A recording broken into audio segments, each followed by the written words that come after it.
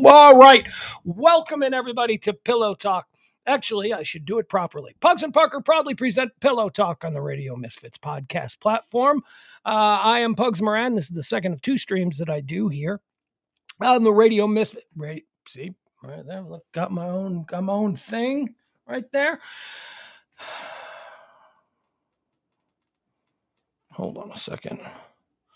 Where we go. All right, now we're all set. This is the second of two streams that I do every day. I come on at noon, high noon we call it. It's me and all the topics there are. Anything that people are talking about, buzzing about, headlines, trends, current events, hot topics, whatever it is, I bring it to you every day at noon until whenever we're done. That's the best way to say it. Then we roll back.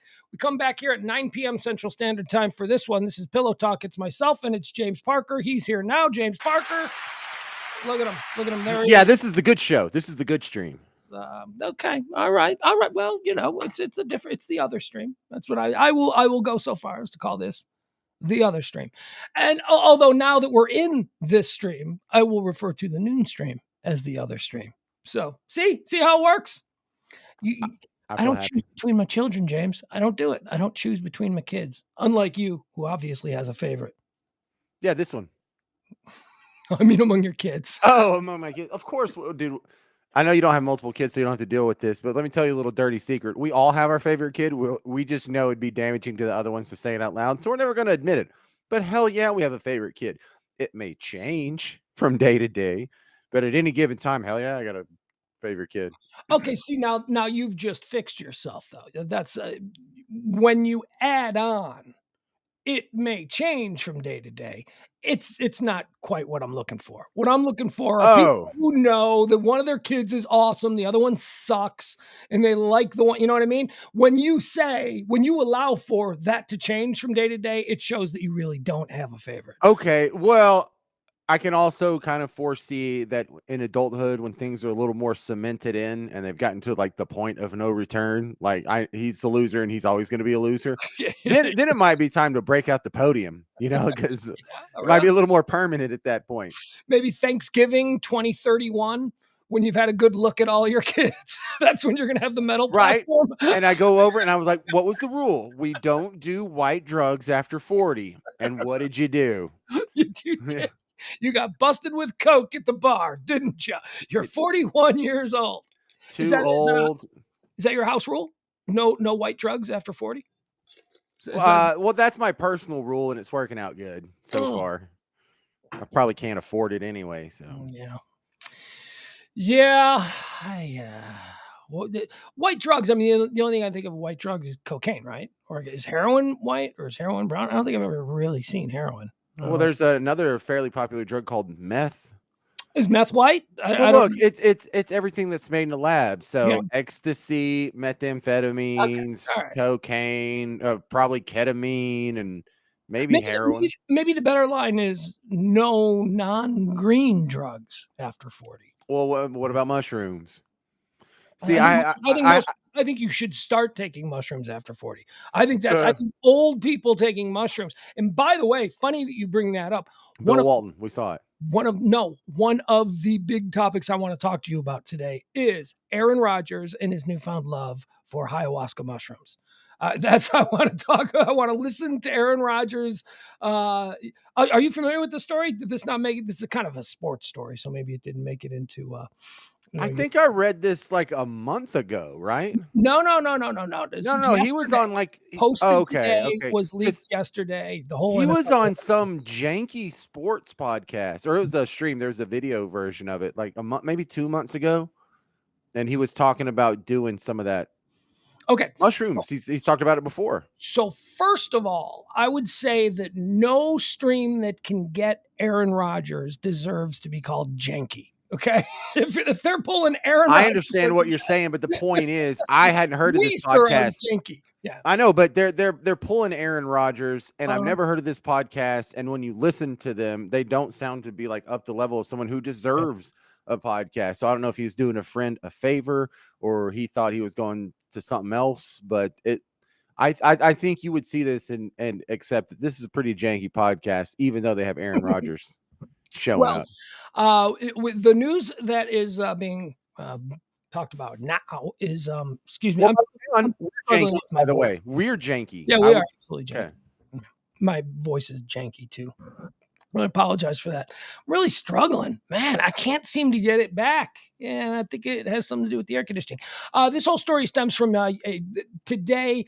A podcast was posted and made available, and then yesterday it was leaked to the news outlets. You know what was on the podcast, and it's Aaron Rodgers. He ain't just saying that. Yeah, I tried mushrooms.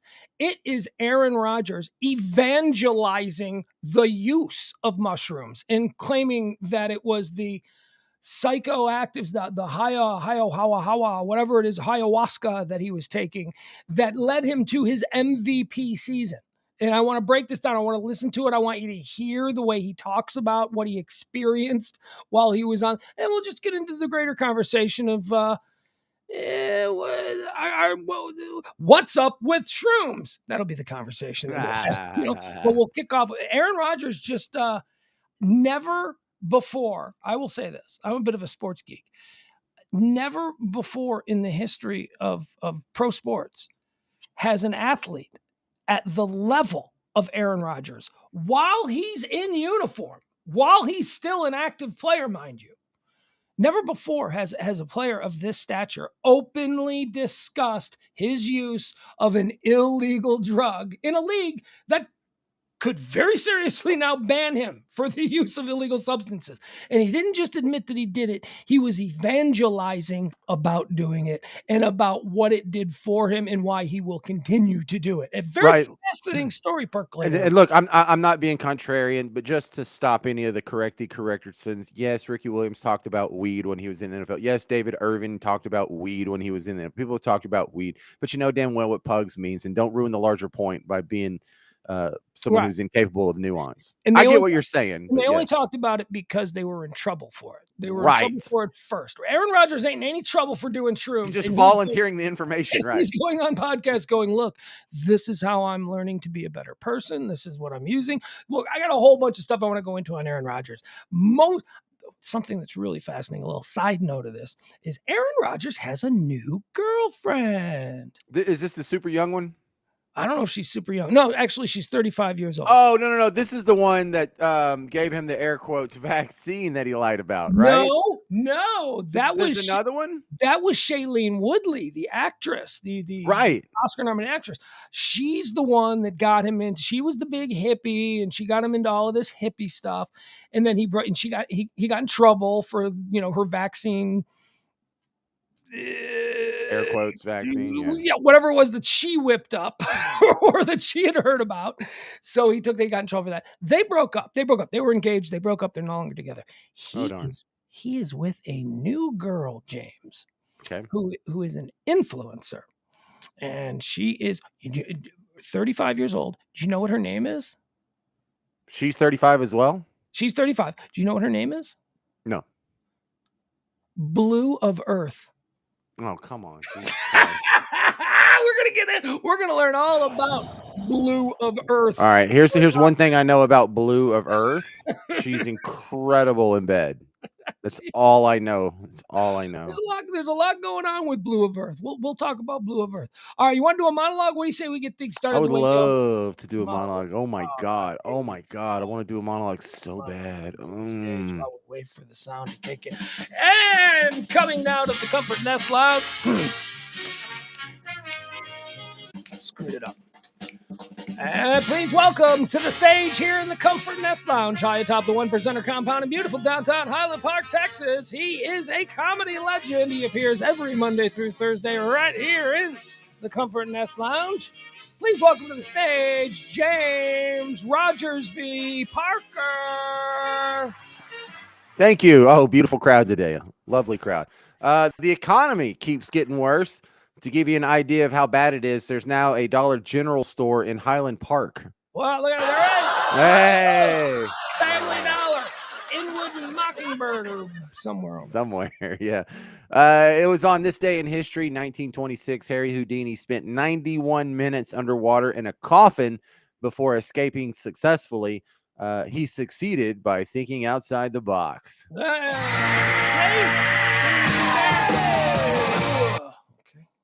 Escalating tension between the United States and China is now having ripple effects. For example, last night I had dinner at a Chinese restaurant, and my fortune cookie said, "Hey man, f you." Ooh, it's aggressive. Fortune cookie's getting aggressive. Yes, they are. Oh, just because she went to Taiwan. Scientists report that the Earth is now spinning faster, which is a relief. I thought I was having a flashback. Aaron Rodgers. According to a new poll, 55% of Americans disapprove of the Supreme Court. Sadly, more of us approve of traffic court. Traffic court. That's relatable. We've all been. CNN's profitability is on pace to decline this year, but I really don't know if this story is true because I saw it on CNN. Oh, so, yeah. Look what he did! Look what he did!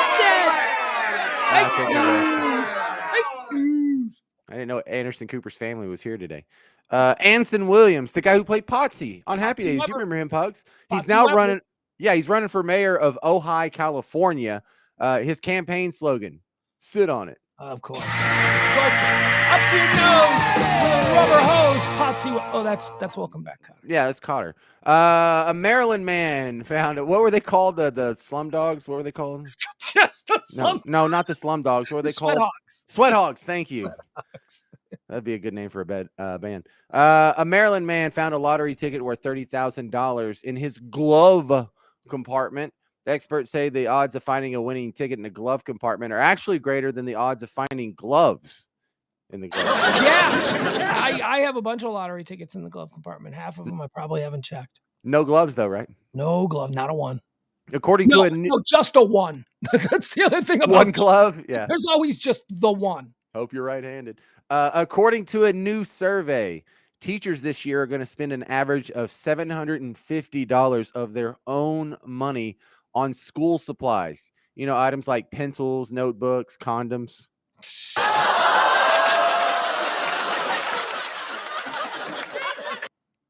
Singer Demi Lovato has now updated her preferred pronouns. Instead of just being they, them now, she's also going to start accepting she and her. But you can still call her they and them. But if you're confused, don't worry. So is she. Just stick with it. I know you're a girl, Demi. An Idaho dairy just broke a record for Guinness. They cooked up a tub of macaroni and cheese that was 4,742 pounds. And luckily, before it got cold, it was eaten by Pug's mom. Oh, look. Hey!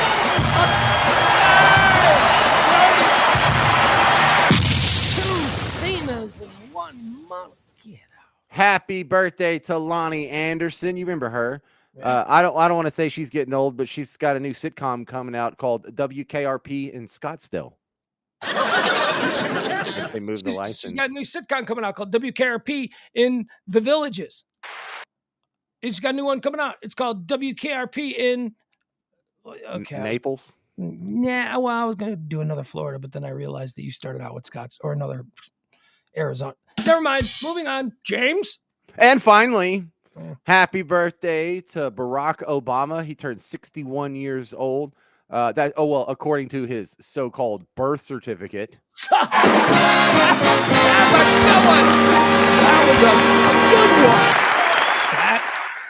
That was a solid joke. That old thing. No, they took his.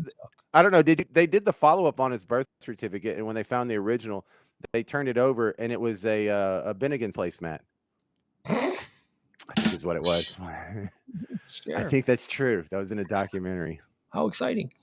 All right, so my beard is coming back in really quick. It's like at a point now where I wanna. Oh wow, I forgot all about the mustache thing. So do you not give a crap about that pitcher getting squeezed out of the All-Stars or something?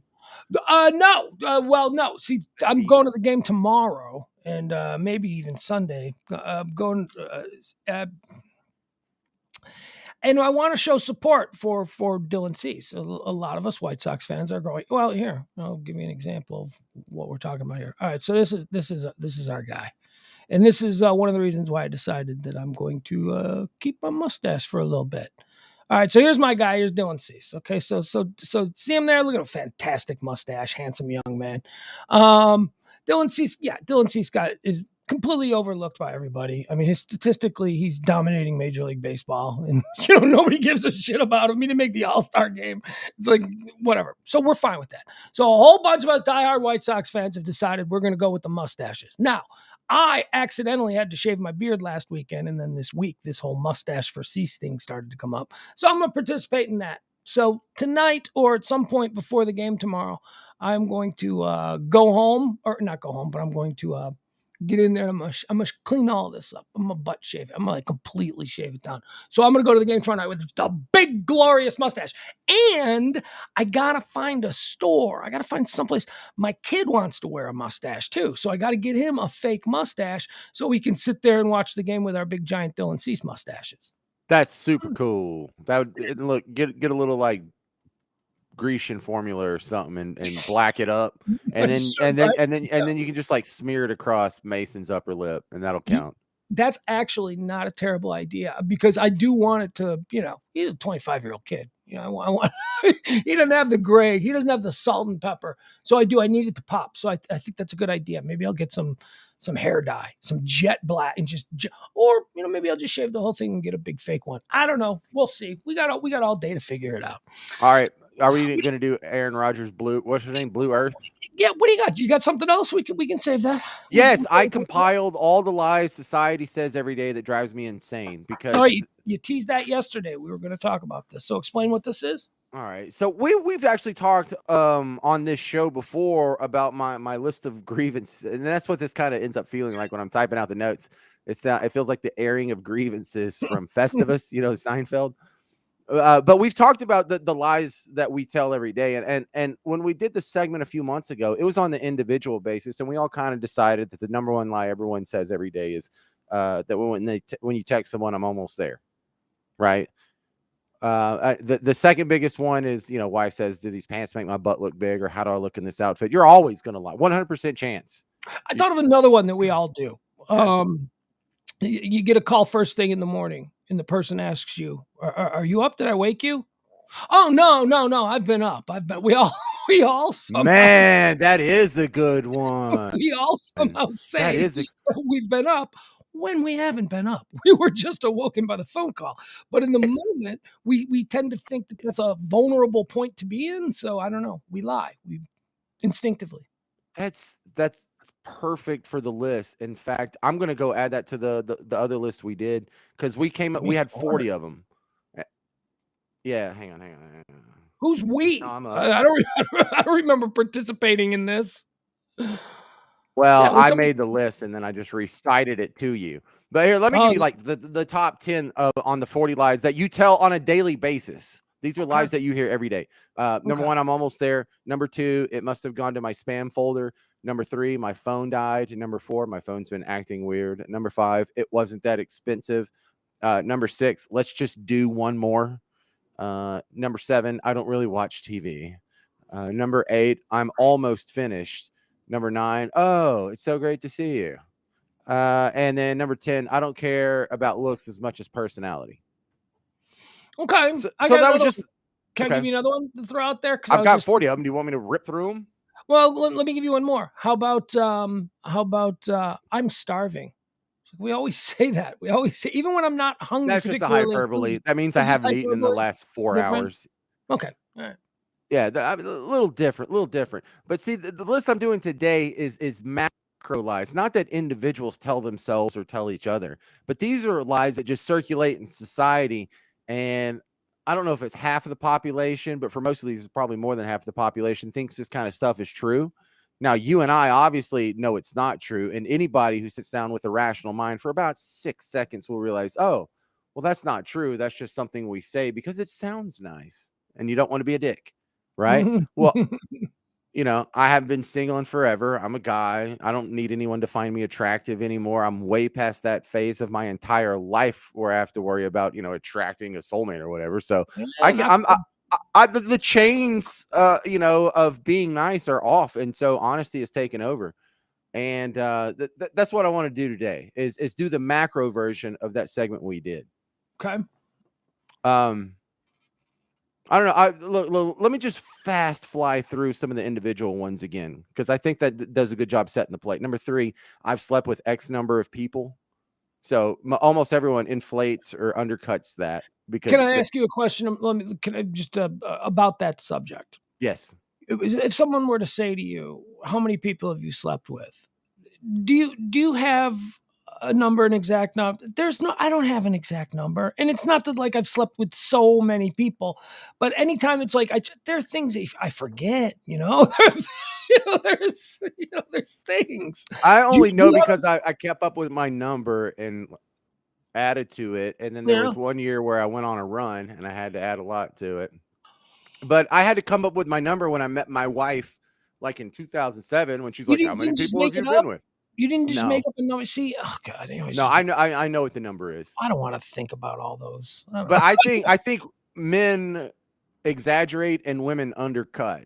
Oh, 100%. Yeah, Right. absolutely. Yeah, just Huge because of the line. way yeah, because, a man who has a lot of sex is a stud, and that's a good thing, and we glorify that, and a woman who has a lot of sex is a whore, and, of course, we marginalize that, so And text them at 1 in the morning.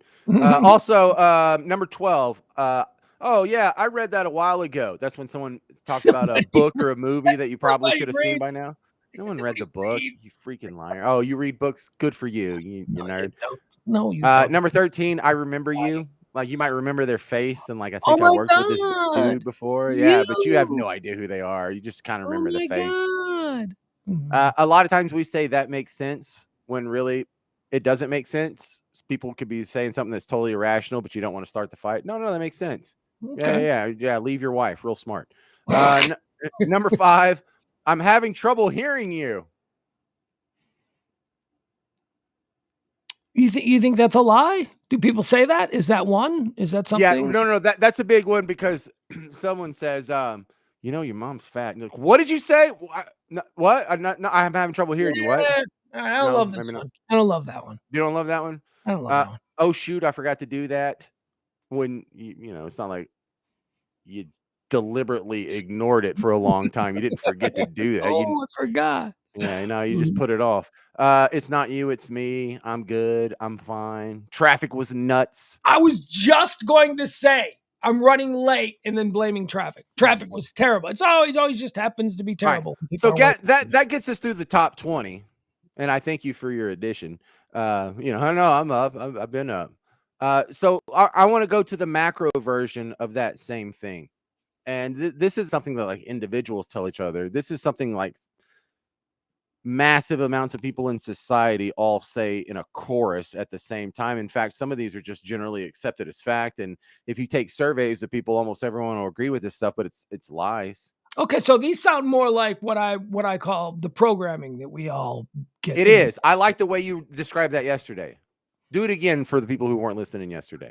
Well, I just think that there are a lot of things that we think and that we react to without actually considering, but there have been enough, social clues or surrounding the subject that we just respond in a certain way. I'll give you the best example that I can come up with is Nickelback sucks. Nickelback totally sucks. People who have never heard Nickelback will say that just because they think that's programming. On a larger, more provocative topic, religion is another kind of programming. When you're a baby in the crib and the only thing you ever hear is Jesus loves you, he's up there watching you. I mean, you never consider that. You never think about it because it's just always been a thing because it's been programmed into you. So yeah, programming is. I'm fascinated by programming because it's everywhere around all of us every day, every moment.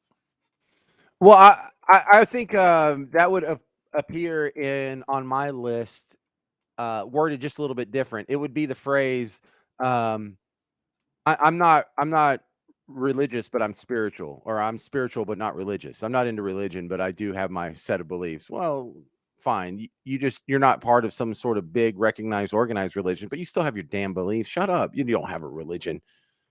The absence of a religion is still a religion. You still have a fundamental system of beliefs on religious issues. Of course you do. Few people are genuinely agnostic. I don't want to chase that rabbit, but I continue know, but continue on.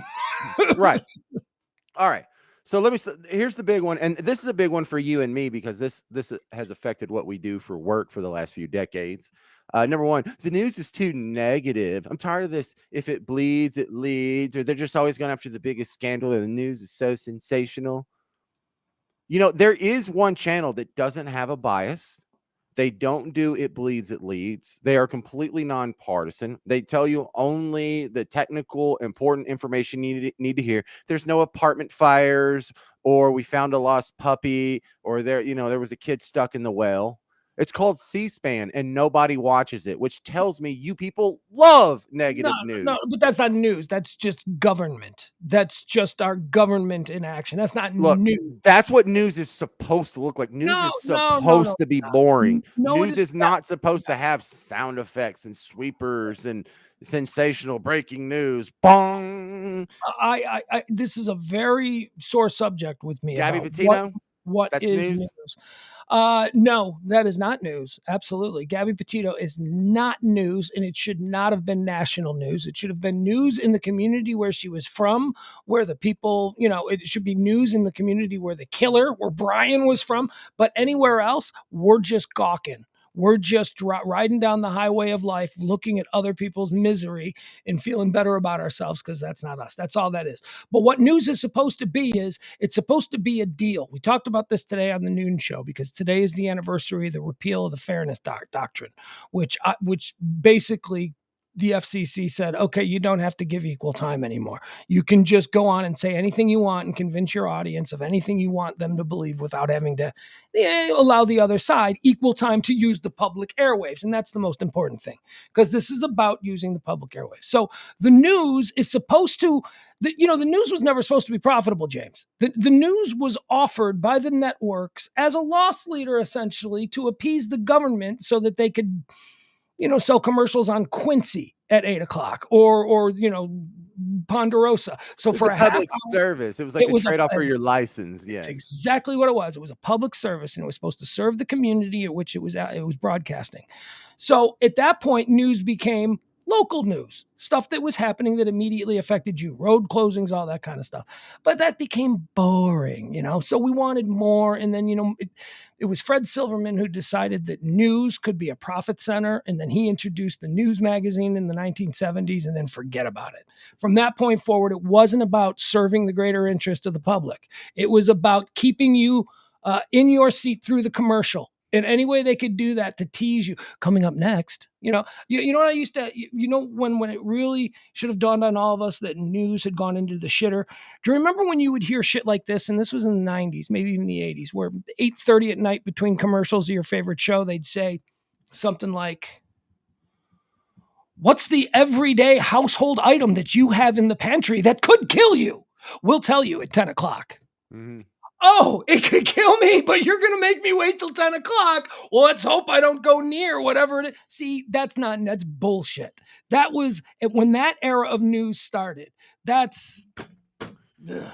So Okay. what is news? I don't know. Right. News is Right. something that affects me directly. So here's what bothers me is people will run around and say the news is too negative, but you can go out and you can put on a rosy, sunny bunch of sunflowers in the meadow newscast and it'll get crap ratings. People have tried it over and over and over. The show I was on in New Orleans was supposed to be like a lighthearted, casual take on the news, and we weren't going to do all that doom and gloom and crime and blood and gore and stuff. We were going to have fun with it, and it did okay in ratings when times were good. But when there was like a major catastrophe or like coronavirus, ratings went in the toilet. Negative sales. People like negative news. People Yeah, love negative news. we do. Negative news gets the best ratings. It We're bleeds, it leads, We're not interested in works. being informed. We're interested in being titillated. And And, by the way, Jeff Ballard, you're wrong. The fairness doctrine, as a matter of fact, came about in the era of proliferation of cable TV, which is one of the reasons why they felt the need to address it and why the FCC backed away from it. It wasn't just 3 channels. We're not talking about 1952. We're talking about 1987 when every home in America had cable in hundreds and hundreds of channels. It was the advent of this mass pollution of entertainment options that we have today. So please, Jeff, I love you, but you're presenting it as 3 TV channels and a handful of radios. No, that's not all the media we had in 1987. But I appreciate you chiming in.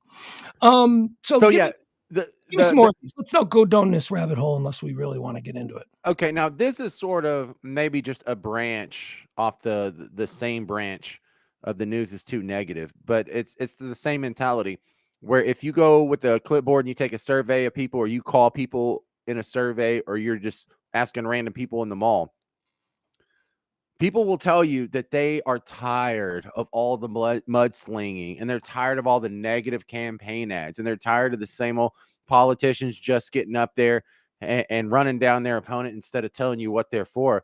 But those are the a-holes who win. Those are the ones who get all the votes. What are Yeah. y'all talking about? It's the same people that go out and say the news is too negative, and then when I go look at the ratings, all the negative news shows are winning. And then when I hear, oh, I'm so tired of mudslinging and negative campaign ads. First off, what a ridiculous stance to take. I know it sounds nice, because what are you supposed to say? Oh, I love mudslinging. I love negativity in my campaign ads. But if you don't tell the voter what's negative about your opponent, you think they're going to tell you? You're just going to sit around and let nobody tell them? Like, that's what you're supposed to do. That's what a campaign ad is supposed to do. It's supposed to say, hey, look, it can say nice things about you, but it's also there to expose the truth about your I, opponent as I, well, no, and see, I don't think counter so. his narrative. I think an idealized version of what a debate is supposed to be is two people being considerate to each other and having a high-minded conversation about the issues that affect all of us. That is the idealized version. But again, we don't want to sit through that. We don't want to sit through two guys debating the minutia of the town's plumbing system. And What they we don't want to want, do it either, because they'll lose.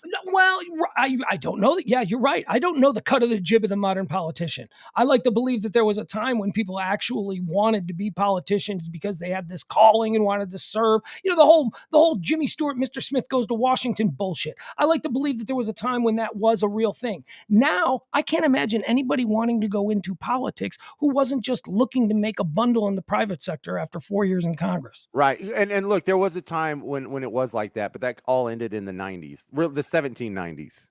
It Jeff, all kind of the ended.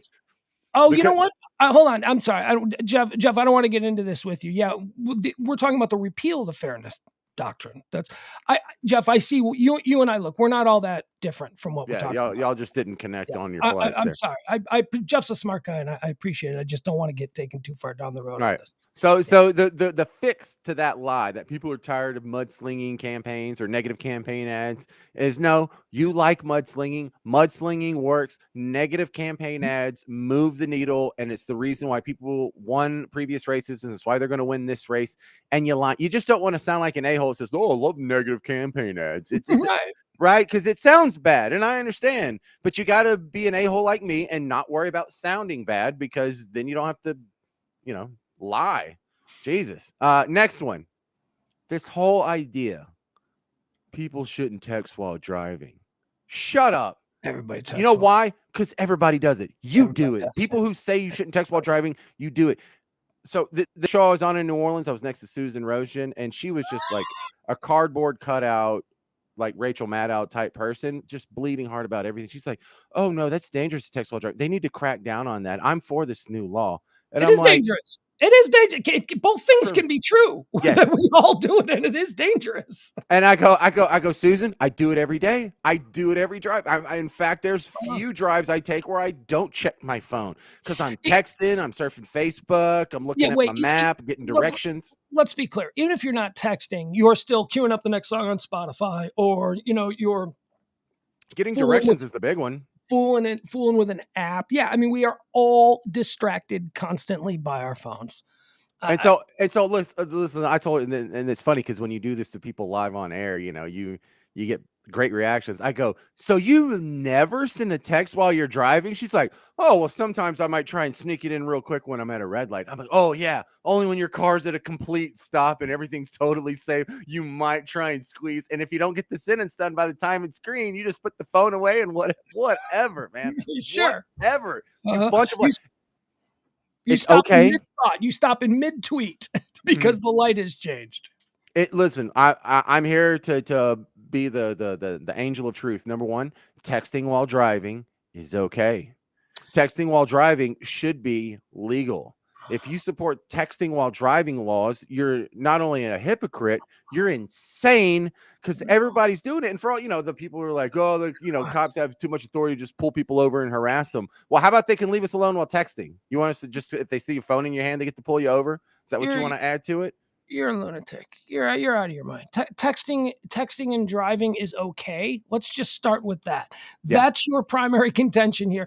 Texting and driving is okay, even though Yes. you know that it causes accidents and it's pretty dangerous Messing for with the you. radio causes, what Yeah. causes more accident? Okay. So now we're playing what Well, aboutisms? Okay. No, no. this is I'm a asking new for layer. if Yes, it's going to playing with be the a radio. principle, Mhm. consistency has to be there. You know what causes more accidents than texting while driving? Kids in the back seat, people distracted by their kids. Should we make it illegal to have kids in the back seat? I No. don't know that that's true. I mean, I know that you just said it, and I know that you're probably citing a source that you saw somewhere, but this is the problem with discourse in America today. I'm sorry. I love you. You're a smart guy, a well-read guy, but I just don't know that that's true. Okay, What you but just okay, so let's you know? so if it's not true, that ruins my case. No, If it well, is true, does that prove my case? no. If it's not true, then it's just another attempt at whataboutism to get me to stop talking about the primary point, which is texting, and could drift off into something else, which is what else distracts you? What about girls in bikini? And that's what whataboutism does. So let's move on. I mean, you contend that even though we know it's dangerous, that texting while driving is okay. That's your it's okay, It's an acceptable and level that of we should all do danger. it. And It's the reason there shouldn't be a law is because we all do it, right?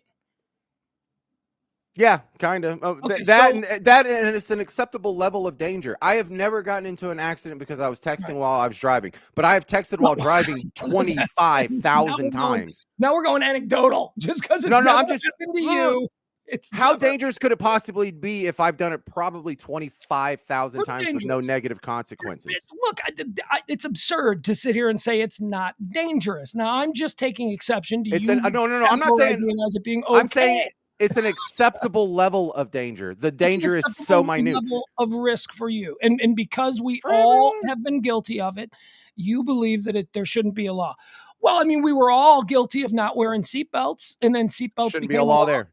Shouldn't be a law. That's No a stupid seatbelt law law. too. Well, I Stupid mean, law. I'm kind of okay with it. I've always been okay with it. It seems like here's why I'm okay with it, James. Ready? Not because of any bullshit, fucking political or ideological position that I hold. It's a good idea because it's safer. That's it. That's the long and Right. the short of it. It's fucking safer, dude. I Sure. went through a windshield. I wasn't wearing a seatbelt. I almost died. If I was wearing a seatbelt, if that had been a seatbelt law, well, actually, I think it was right around the time of the seatbelt law. But I mean, no, it's good. It's best practices. I mean, it's best practices to wear a seatbelt. It's best practices to not text. If I mean, And it's best practices to make sure your kids are unconscious when you put them in the back seat. well, that's why you Wouldn't that reduce traffic accidents if we knocked all our kids out before we put them in the back seat? I don't know. I know. Here's what I know. I Just know that because it's safer doesn't mean it should be legal. no, I know that maybe you're talking about 20% of the population with screaming kids in the back. I'm talking about 100% of the population with cell phones in their lap. So we don't all have kids. It's not All a right. real problem for everybody. All right. I don't think you're going to push back on this next one at all. The next lie that society tells itself that I'm tired of hearing, I wish everyone would shut up and stop saying it. Music sucks today compared to when I was young. That's because no, somewhere along the line, you stopped keeping up with music and now you're lost. And here's the real scoop.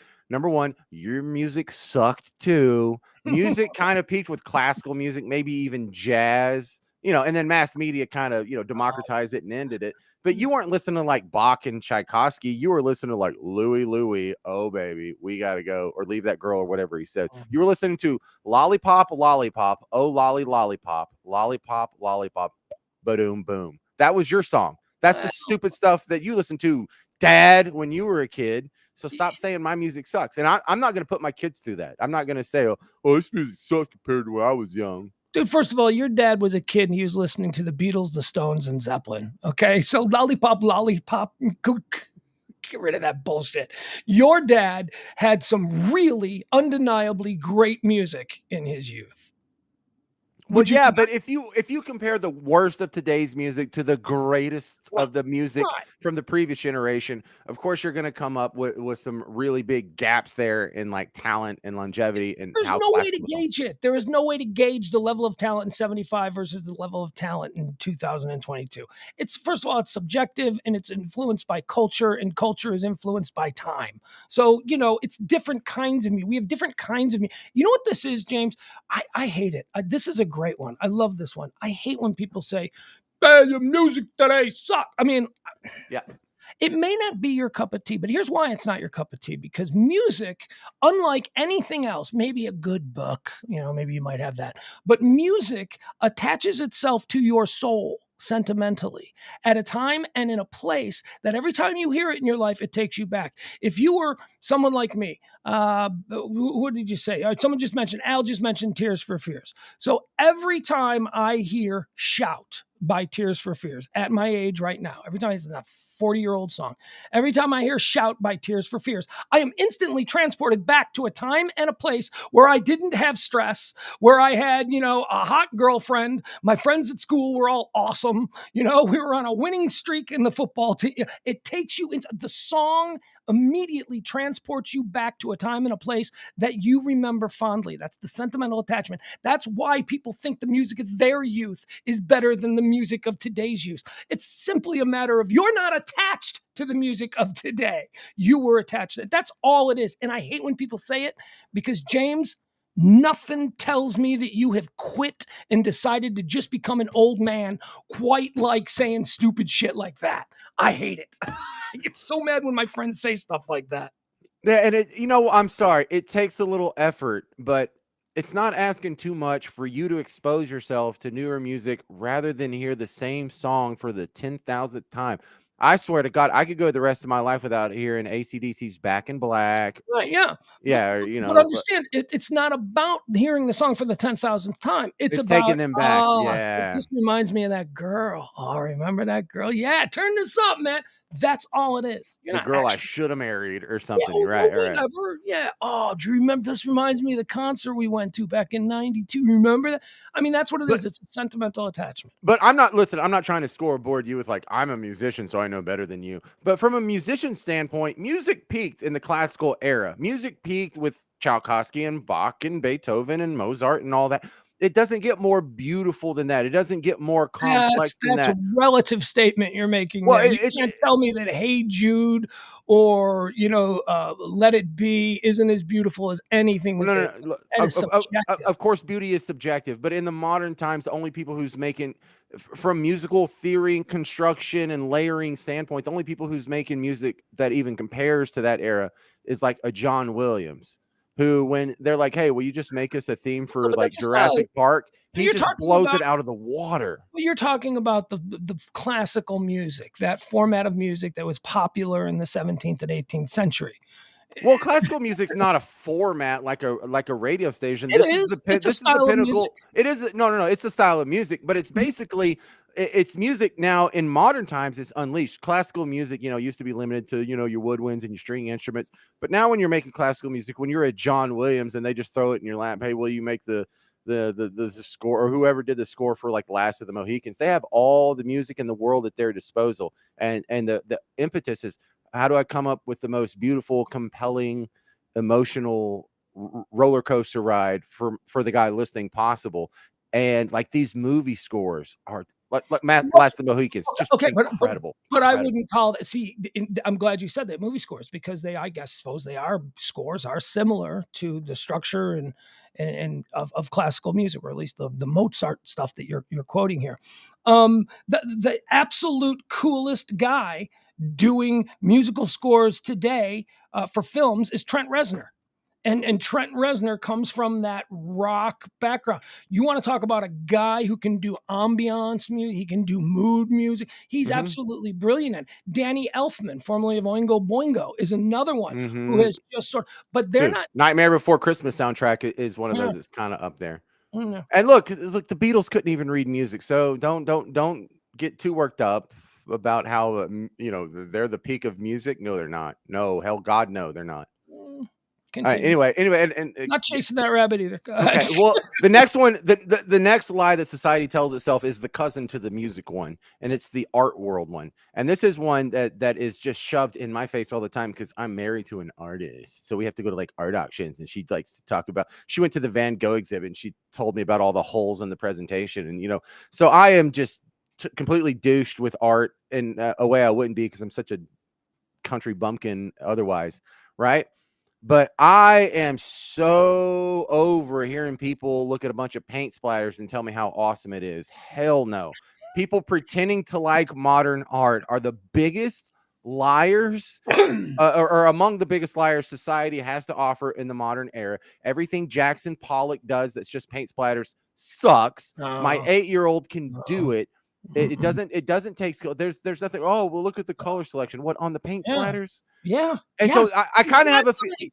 no. But look. Tell me if you don't feel the Do you echoes. not have any appreciation for abstract art at all? I mean, I know you're talking about modernism and all that, but I mean, just abstract art, is that garbage too? Like Picasso and that sort Well, of thing? Picasso most certainly is not abstract art. Why? Because the greater society has deemed for 100 years that he's great? I mean, why No, no, no, explain no. why you but Because Jackson he's Pollock isn't? Jackson right, Pollock right. Because Picasso drew things that I could not draw. uh, He thought of things that I could not think of. He did cubism. He did yeah, surrealism, and well, Jackson Pollock did paint splatters, where he just took a brush and kind of flicked it at the canvas a few times. And because he picked a delightful color palette, it's pleasant to uh-huh. look at, but it doesn't take skill. It's not if I can do it, then I am less impressed by it. If it's paint splatters, I am not impressed by it. So no, not all modern art, but Well, the whether or abstract. not you could do it, like, you think that you could just make something, call it a Jackson Pollock, and then get people who actually know art to be fooled into thinking that you just created a Jack. So you think there is nothing special about it that they're seeing that you simply are not. I mean, is there any Right. room that you just may be ignorant on this and you're being incredibly confident in your ignorance I speaking I about would art? I would submit to you there's several instances online where you can go take a quiz, and they Uh, will show you a picture, and you have to tell me if it's a paint splatter or a Jackson Pollock, uh-huh, and you will fail this quiz because you don't effing know, and no uh-huh. one can tell. And All right, there's like I had an art teacher who showed us when I was in college because I was in a multimedia class. He had for his final, just to test his kids one year. He tells us about this on like the second class, the second day of school. He took a picture up there and he's like, I want to hear your constructive criticism of this Jackson Pollock painting. And it's why I still use the example of Jackson Pollock. And then when the test was over, everyone turned in like, a whole page breaking it down, and it was really paint splatters from his apron that he painted with. He just turned uh-huh. around and he's like, "Hey, this bottom corner of my apron kind of looks like a Jackson Pollock if I zoomed in on it." So he took a picture of it and just tricked all his students with it. But they were writing stuff as if no one could tell after they had studied the man for an entire semester. They couldn't tell. So there's examples Good like that. story. But it's the same thing as music, like art peaked with like the Mona Lisa and the realist paintings where Nuts. like No, so nobody is an artist that does what the Dutch masters are the only people you recognize. People no, who drew no, people and drew no, fruit no, in no. bowls. I don't like Monet. I don't like Gauguin. I don't like Impressionists. Uh, The people who were doing the realist stuff. And listen. The weird part is World War II is such a divergent timestamp because you can tell in the world of music what was popular before World War II and what was popular after World War II was entirely different. In art, no one cared yeah, about paint splatters or abstract art before World War II. They did do Picasso, they did do some Cubist stuff, they did do surrealist, they did do a little bit of Dali or whatever. But before it was like, how good are you at painting? Now it's like, who can splatter the coolest? let's go back to what you just said about music because you're absolutely right. Like if you look at the pre-World War II music and then the kind of music that began to bubble up after World War II, like the 1950s and the 1960s, they're like from two completely different universes. They're like two completely different. Do you know what the big change was? Do you know what changed music? My theory is mass No, it's not a media. theory. It's not a theory. It's a piece of equipment that changed the way music sounded. Are we talking about the amplifier? The microphone. The Microphone. singer using a microphone. When the singer before singers, I mean, we've seen from the 20s and 30s, they used to speak into the megaphone and all that stuff. So the music had to be a certain style so that you could balance both the vocal power of the singer and the music. So it was all arranged to even out. And then right around the time that Sinatra got huge, they invented the microphone and the crooner was born. So it was someone now who could get every breath in there. So, the whole style of singing changes. It used to just be, hey, oh, you people in the back, can you hear me? It was like that. But then it went to boom, boom, boom, boom. And it was the introduction of Right. the. Well, look, my theory is what's probably a stronger influence on that is mass media, where beforehand in 1880s, if you were going to the symphony, you were a rich dude. If you were experiencing the top musical artists of the day, you were in a class of society that 95% of the population didn't have access to. You were one of the rich, privileged nobility elites or whatever. Same thing if you had art hanging on your wall. There wasn't a middle class coal miner in 1911 that went out and got a Monet, right? However, when you have mass media, when you have whether it's movies or radio or music or art, when you democratize it and mass produce it to the public, well, then guess what the best selling art piece for 1970 is going to be? It ain't going to be Jackson Pollock. It ain't going to be Salvador Dali or Picasso. It's going to be dogs playing poker, right? That's what it's going to be. It's going to be Cheryl Teagues in a bathing suit. The other thing you said there that I wanted to comment on was, before mass media, you talked about how you had to go to the symphony to hear music. It's not altogether true. Up until, this is a real stat, but let's pretend it is for the sake of this conversation. It was like up until like 1960, like 80% of homes in America had a piano.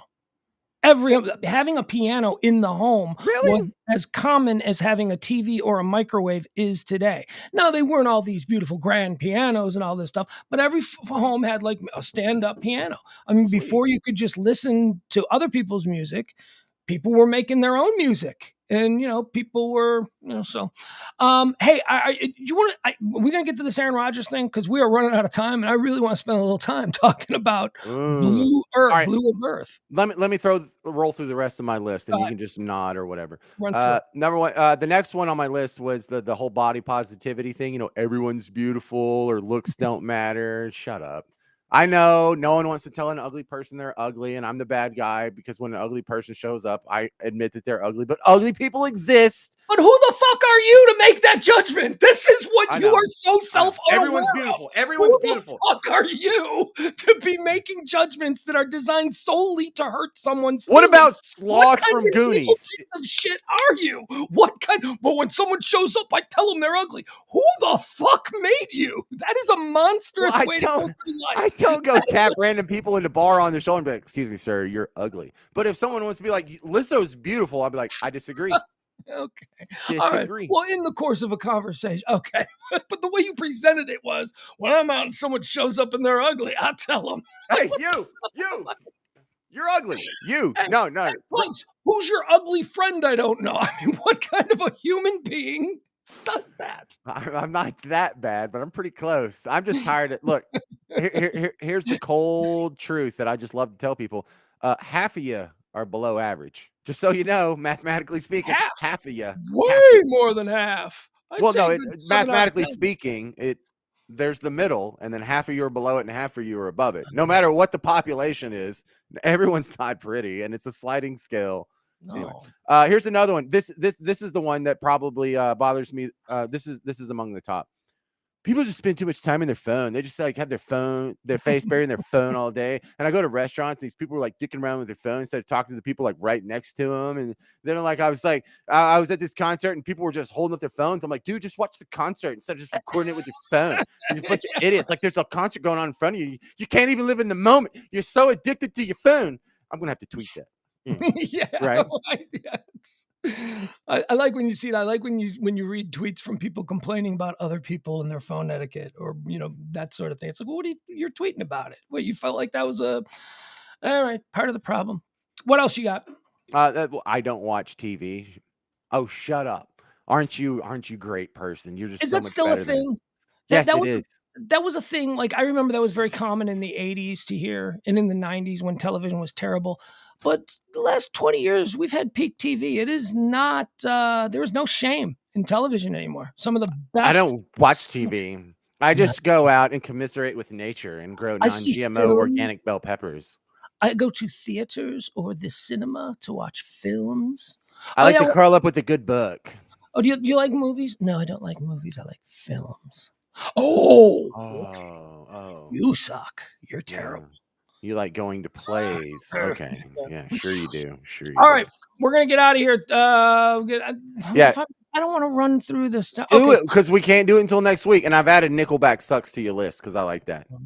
Oh yeah, very good. That is totally. All right, so Aaron Rodgers goes on a podcast and he reveals for the whole world. This was posted today. I think it was posted today. He reveals to the whole damn world that he likes to do the ayahuasca. From Mushrooms. mushroom. Look, and Jeff, I can beat Chuck Norris in a fight. He's 82 or something. Stop No, it. you really can't. From all indications this week, Aaron Rodgers and girlfriend Blue of Earth, who had to release a statement this summer addressing a witch rumor. Oh yeah, that's the other thing. Everybody online says she's a witch. Burn her. He's dating a witch. Does she float? I don't know. I don't know. She's Blue of Earth. It's Aaron Rodgers' girlfriend, Blue She's of a Earth. witch. Are you kidding? All right, here we go. Let's listen to what Aaron had to say.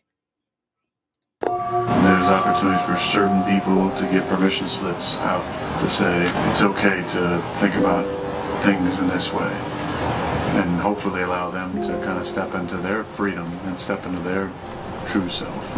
Aaron Rodgers is snippy, and people ask, how committed is he? There's an underlying, shut up and dribble, shut up and play. She'll talk to me about anything except your sport.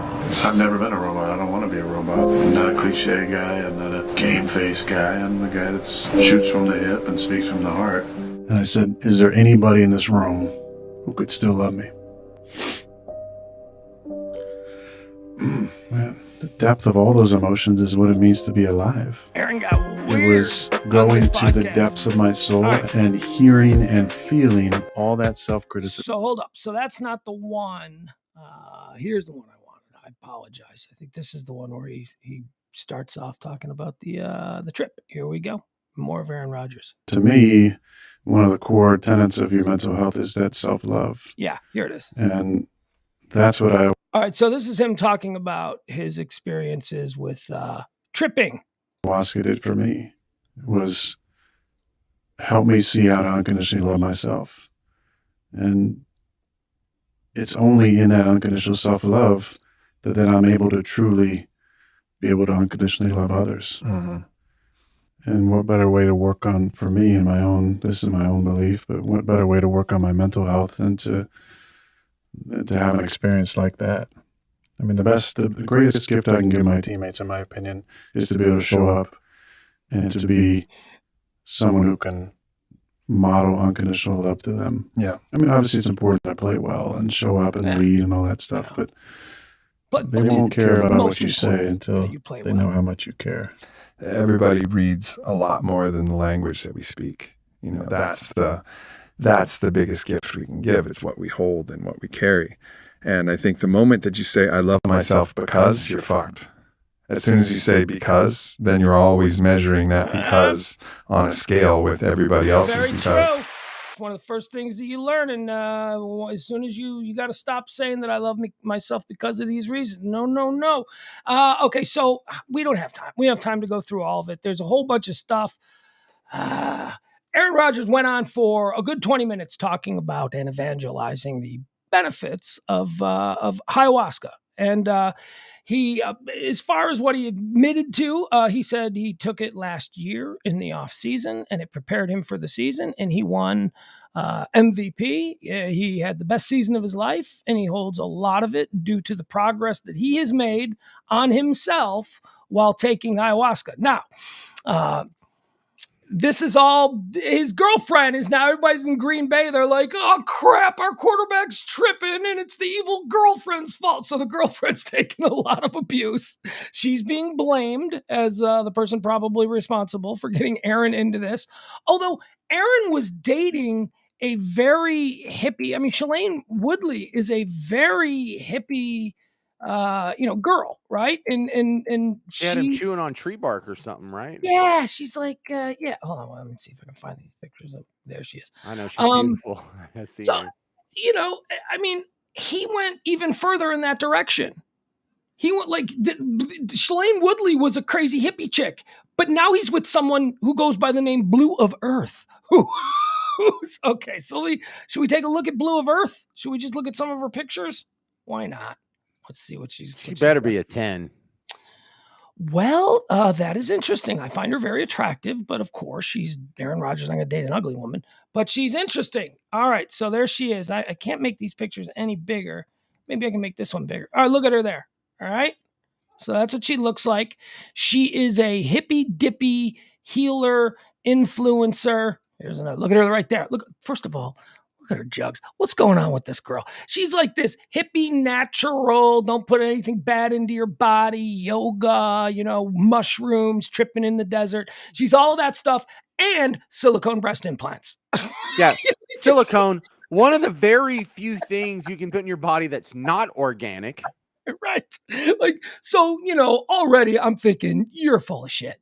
You were a hot girl who really hot body and, you're a hot girl at the club or whatever. And you needed to find your angle, and the angle that you went with, I'm going to be a super hot hippie girl. All right. So she landed the quarterback. So she's doing all right. She's beautiful. I get it. She's beautiful. Look at her right there. Good. She's beautiful. Good. But, yeah, totally. Her whole thing is, and there they are together. Look, don't they seem happy? So we don't have time to really go into it, but I just thought that was interesting that Aaron Rodgers got himself a girl that's making him do mushrooms, and he's talking about it. That's care. So how isn't he like 38? He's 38. She's 35. Yeah. So you're starting a new drug at 38, and how'd you make it 38 years without doing mushrooms? Like. Well, he's an athlete. He was a jocko. He probably through most of certainly his teens and into his 20s, he was probably all about, sobriety and doing the right thing. Yeah. Staying focused. And, I didn't really have anything to lose. He's accomplished quite a bit. I mean, if his career were to end today, he's a first ballot Hall of Famer, one of the greatest quarterbacks of his generation. So he's got a Super Bowl. He's got MVPs. He's got all that stuff. So, maybe he's just at this point. I mean, I wish I could have gotten to that point at 38 years old where I could have just gone, all right, nothing matters anymore. I got everything shored up for the rest of my life. I can just kind of do what I want to do. Hang on, that was me at 19. Yeah, right, but you didn't have $200 million. No, right? I didn't have squat. Might as well give me some drugs. Let's figure this stuff out quick. I don't know. Well, he, as I say, I describe it as evangelizing. He evangelizes the ayahuasca. He talks about how now he says he did it a year ago. There were no questions. They were like, how often do you do it? So he couldn't get in trouble. I'm sure that he probably paved the road with the interviewer before, saying, look, I'll talk about it in this context. It certainly was more than 6 months ago. Yeah. Well, we're supposed to believe that. We're supposed to believe that he comes on the air a year after, or not 6 months, but it was in the off season of last year. So more than a year later, and now he's talking about how it was so good. He won the MVP, and it was his best season ever, and it was the greatest thing he's ever done. We're supposed to believe he's not doing it again. Well, I don't mean this condescending, but I think you can agree with me on this. Don't you kind of feel sorry for these square guys who came to the drug game late? Because if you didn't do mushrooms until you were, huh? It's cute in some respects. Yeah, like, it's like you think drugs are awesome when you're 38. You should have done them when you were 21. Because the explosive impact it has on you just kind of wanes over the years. And I don't know that's because if you've done them too much or because you're getting older, but I think it's a mix of the two. And man, you're late to the party, bro. You missed 20 good tripping years. If that's damn. You bring up a funny point. Having had the experience, you haven't had it yet, but you will at some point. When your state goes legal and all of a sudden, people can be in the backyard at the block party, smoking a joint, passing it around on the picnic table. When it goes legal, it goes legal. The experience that I've had, and it's to the point you just raised, I have gotten high in legal Illinois with, I can't even tell you the amount of people, like dudes who were like grown ass men in their late 50s who are like, 60-year-old guys who were all, Reagan Republicans and all that. And they're like, all right, let me try that now that it's legal. And they're all getting high for the first time at 60. Am I doing this right? Am I doing this? Yeah, you're doing it right. You're doing fine. Yeah, not a lot's changed since Woodstock, buddy. You're fine. You're doing fine. You're fine. But that is something that's happening. Like people finding out that their dads and their moms are now getting high. Jeff is asking a good question. Are we going to stream Sunday's Walt fill in on YouTube or just your Facebook feeds? We are not filling in for the Walter Sterling show. We are going to be guest on a nationally syndicated Sunday show on No, but Westwood we'll One. get we'll play it back if there's anything to play. But right, I mean, you could probably get tape of. I don't know. We could stream this if we wanted to and just not have Walter in it and just be us two and talking to the voice that is Walter. Whatever you want to do, I'm game for it all. All right, bye, James. I'm talking to their engineers tomorrow, so I'll let you know. Hey, check out the Florida Stories podcast. A new episode came up this week. We're at episode 108, and the new episode is going to be on Walter's show on Sunday. So we'll see you on Monday. Go check it out. Yada yada yada. I love you. You're the best. There he goes, James. He's out of here. All right, thank you, folks. Tip the show if you can. I'd appreciate that. If not, whatever. We'll see you tomorrow at noon. We'll come back. We'll do high noon. We'll run through all the day's hot topics, trends, headlines, all that good stuff. Yeah, that's it. Okay. This is awkward. Kiss goodnight. I don't know. Okay, bye.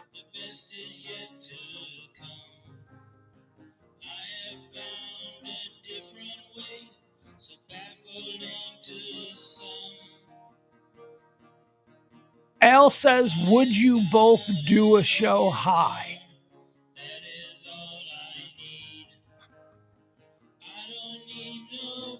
You say that like you don't think we have. Like you don't think.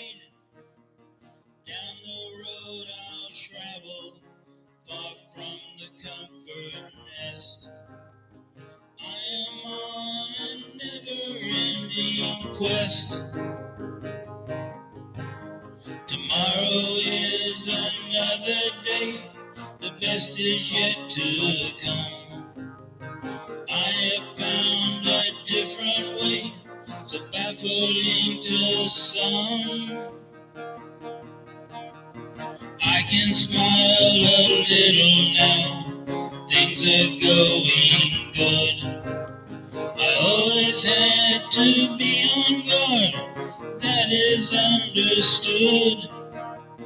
Down the road I'll travel, far from the comfort nest. I am on a never-ending quest. I am on a never-ending quest.